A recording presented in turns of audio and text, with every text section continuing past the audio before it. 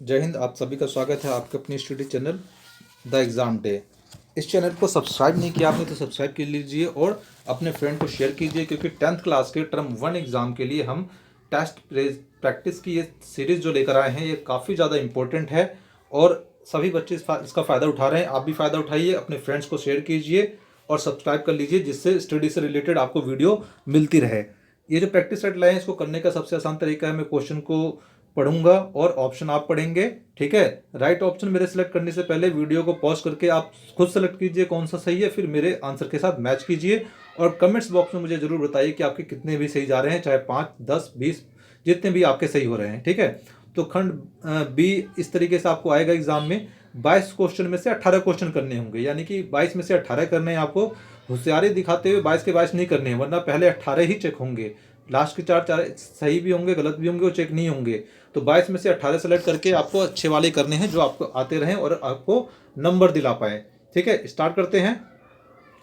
तो इसमें पहला क्वेश्चन क्या है, देखिए एक पिक्चर बना होगा आपके एग्जाम में। एक इस तरीके का एक क्वेश्चन आने की पूरी संभावना है कि एक पिक्चर वाला आएगा। ठीक है, तो ये एक पिक्चर बना हुआ है और इसमें लिखा भी हुआ है। क्या लिखा हुआ है, इनमें से कौन सा पहलू जर्मेनिया रूपक का श्रेष्ठतम प्रतीक है। जर्मेनिया का चित्र है, हाथ में तलवार है, ठीक है, और सर पे मुकुट है ना, बलूत के वृक्षों का पत्तियों का, और हाथ में क्या है, घोषणा पत्र है।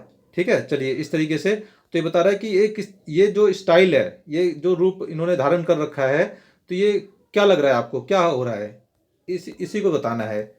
जर्मन तलवार जर्मन राइन की रक्षा करती है, फ्रांसीसी गणराज्य का डाक टिकट है, फ्रांसीसी राज्य प्रतीक इनमें से कोई नहीं। तो राइट ऑप्शन क्या है, गैस कीजिए। ए, जर्मन तलवार जर्मन राइन की रक्षा करती है, उसके सरहदों की। ठीक है, ठीक है, इस तरीके से नेक्स्ट क्वेश्चन करते हैं। अब देखिए कुछ इस तरीके के क्वेश्चन आएंगे आपको कि थोड़ा सा टफ भी डालेंगे, देखेंगे कौन सा बच्चा कितने मार्क्स ला पाता है। हर कोई 40 में से 40 तो नहीं आएगा ना, तो 40 में से 40 लाने के लिए थोड़ी सी मेहनत तो करनी पड़ेगी। तो इस तरह के क्वेश्चन भी होंगे। इन घटनाओं को विश्व इतिहास के बढ़ते हुए क्रम में व्यवस्थित कीजिए, यानी विश्व में जो हुआ था इनको बढ़ते हुए क्रम में, पहले जो हुआ, फिर उसके बाद, फिर उसके बाद, फिर उसके बाद। तो इटली का एकीकरण, वियना का शांति समझौता, नेपोलियन के साथ युद्ध की शुरुआत, जर्मन का एकीकरण। तो ये बताइए कौन सा हो सकता है ये नेक्स्ट क्वेश्चन जो हम कर रहे हैं, बताइए इसका कौन सा हो सकता है। सबसे पहले कौन सी घटना घटित हुई थी।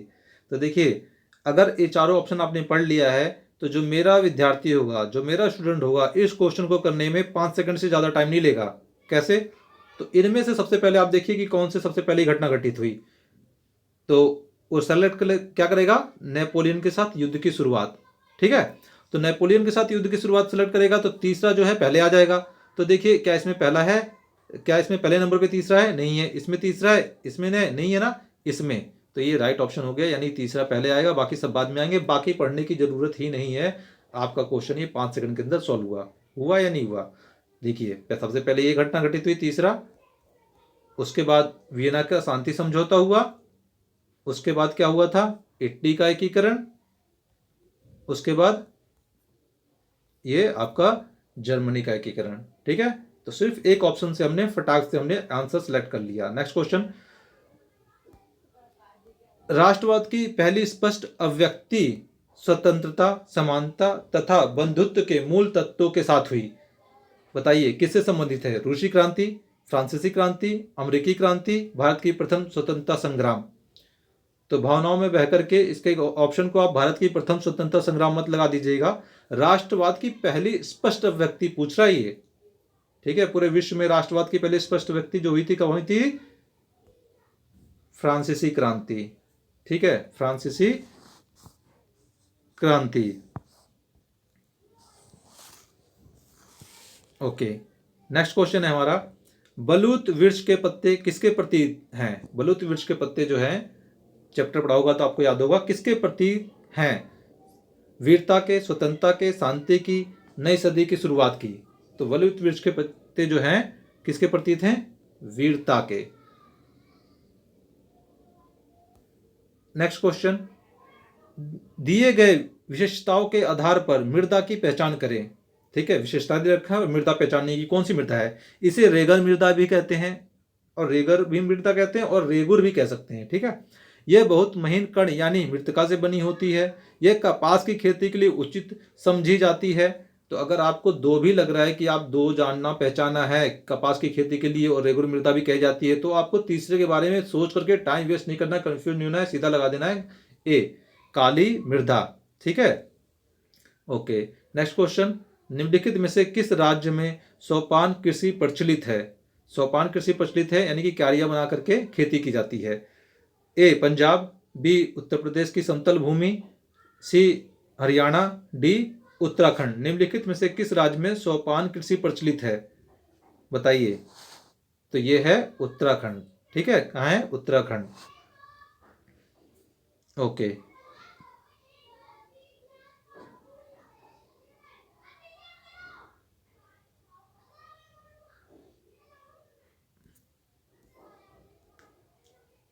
ओके। नेक्स्ट, सत्ता की साझेदारी जरूरी क्यों है ना? बताइए, सत्ता की साझेदारी क्यों जरूरी है? इजी चैप्टर है, इंटरेस्टिंग चैप्टर से क्वेश्चन है ये। बताइए। क्योंकि इसमें विभिन्न समूहों के बीच टकराव का अंदेशा कम हो जाता है। क्या इसलिए जरूरी है? सत्ता में हिस्सा देना राजनीतिक व्यवस्था के लिए, स्थायित्व के लिए अच्छा है। क्या इसलिए जरूरी है? यह उलझन को बढ़ावा देती है। सत्ता की साझेदारी क्या उलझन को बढ़ावा देती है? डी, ए और बी दोनों। तो बताइए, राइट ऑप्शन है, गेस कीजिए। राइट ऑप्शन है जो वो है ए और बी दोनों। ठीक है, ये दोनों हैं।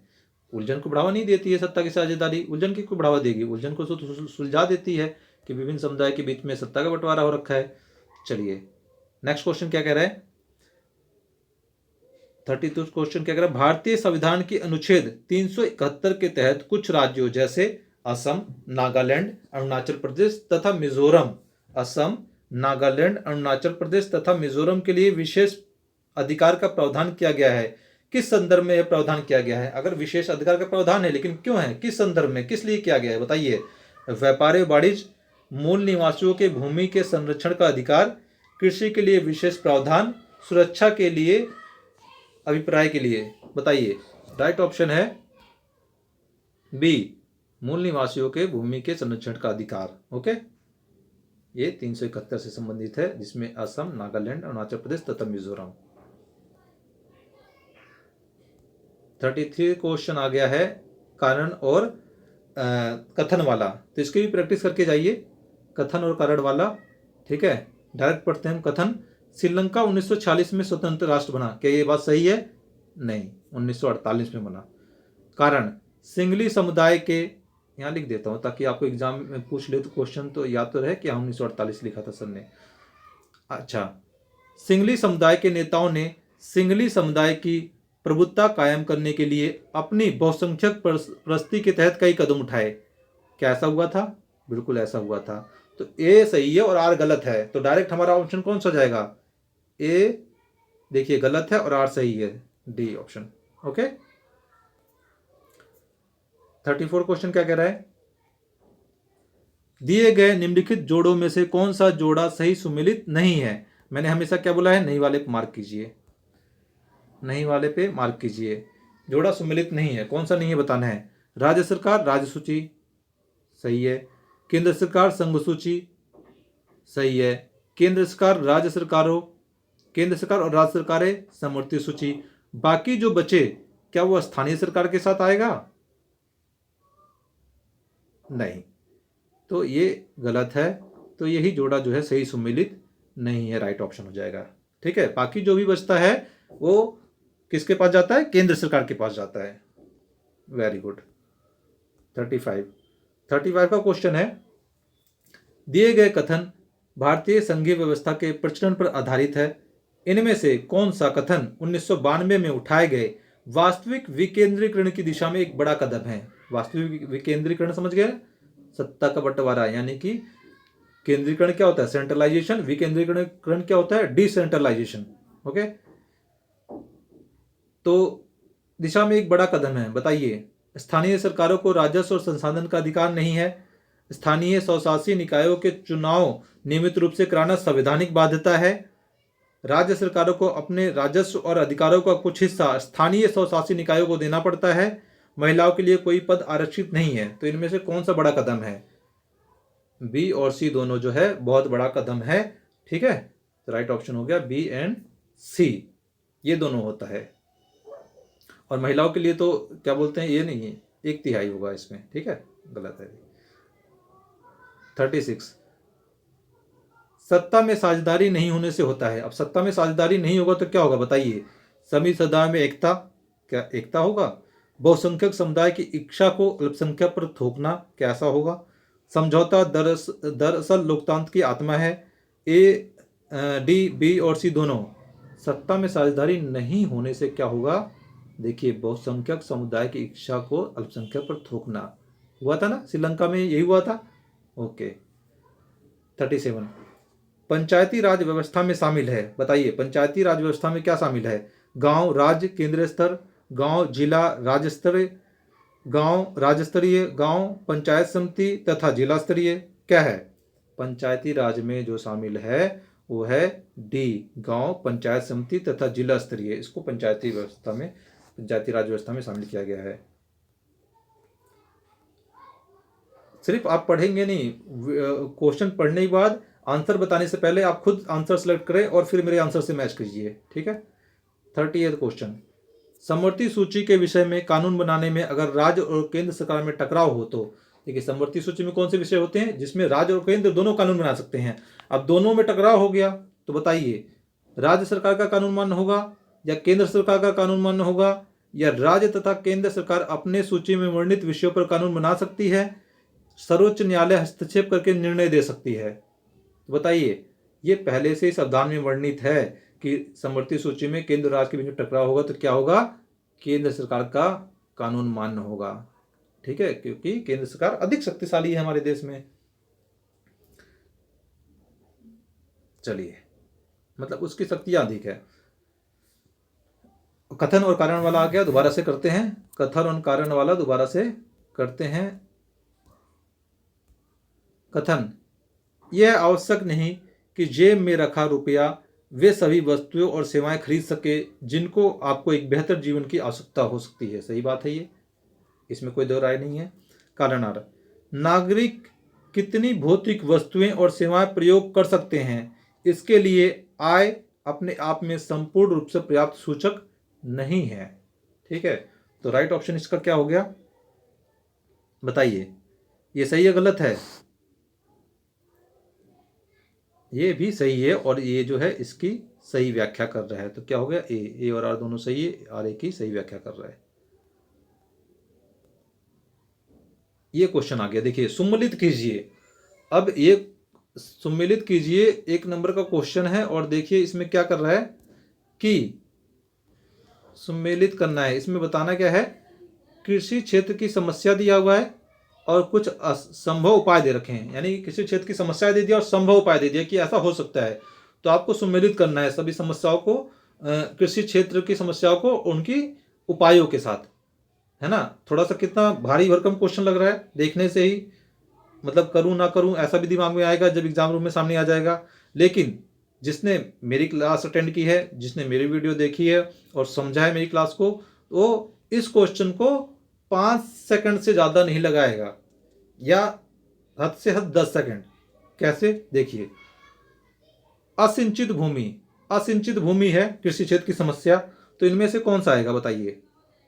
असिंचित भूमि है तो इनमें से कौन सा आएगा? तो असिंचित भूमि है, इसके लिए क्या करेगी सरकार? सरकार द्वारा नहर का निर्माण किया जाएगा कि नहीं किया जाएगा? किया जाएगा। ठीक है, तो ए का कितना हो गया? डी। अब देखो, ए का क्या डी है? ये ऑप्शन में ए में नहीं है। ए का डी इसमें है। ए का डी इसमें है, नहीं है। ए का डी इसमें है, नहीं है। अरे जब ए का डी इसमें ही हो गया तो यही ऑप्शन हो गया। मैं बाकी तो मैं पढ़ ही नहीं रहा, मेरा टाइम बचा कि नहीं बचा? बाकी तो मैं पढ़ ही नहीं रहा। अगर ए का डी और ऑप्शन में मिल जाता तो फिर मैं दूसरे का भी करता। अब देख लेते हैं बी वाला सही कि नहीं सही है। अनाज की कम कीमत, नहीं समझ में आ रहा हो कौन सा लगाऊं? छोड़ दो। कर्ज का बोझ, ये तो समझ में आ रहा हो। कर्ज का बोझ क्या होगा? सस्ते दर पर बैंक द्वारा कर्ज का प्रावधान किया जाएगा तो कर्ज के बोझ से लोग निकल पाएंगे। मंदी में रोजगार के भाव, मंदी में रोजगार के भाव क्या होगा? कृषि सहायता मिल स्थापित की जाए तो रोजगार मिल जाएगा लोगों को। अब देखिए, फसल तैयार होने के बाद स्थानीय व्यापारी को अनाज बेचने पर मजबूरी, इसके लिए क्या करना पड़ेगा? सरकार द्वारा अनाज की खरीद करना पड़ेगा, है ना। तो अनाज की कम कीमत के लिए क्या करना पड़ेगा? सरकारी बाजार समिति। अब देखिए क्या इसके साथ मिल रहा है? ए का डी, बी दो का सरकार द्वारा अनाज की खरीद। अच्छा, अनाज की कम कीमत, तो देखिए अनाज की कम कीमत, तो इसमें अनाज की कम कीमत है, सरकार द्वारा अनाज की खरीद। कम कीमत रहेगा तो सरकार अनाज की कम कीमत खरीद लेगा, है ना। तीसरे का ई हो गया, चौथे का ए, पांचवे का फसल तैयार होने के बाद स्थानीय व्यापारी को अनाज बेचने पर मजबूरी, इसके लिए क्या करेगा? सहकारी बाजार समिति, पांचवे का बी। ठीक है, समझ में आया? ओके, चलिए इस तरीके से भी क्वेश्चन आएगा, तो देख के परेशान नहीं होना है, आराम से सोचिए और आंसर को सेलेक्ट कीजिए। तो आई होप कि आपको ये क्वेश्चन समझ में आएंगे। इसी तरीके के एग्जाम में क्वेश्चन आएंगे, प्रैक्टिस कीजिए, पढ़ते रहिए। चैनल को सब्सक्राइब कीजिए और अपने फ्रेंड को जरूर शेयर कीजिए, जिससे उसको भी कुछ हेल्प मिल पाए। चलिए, टेक केयर।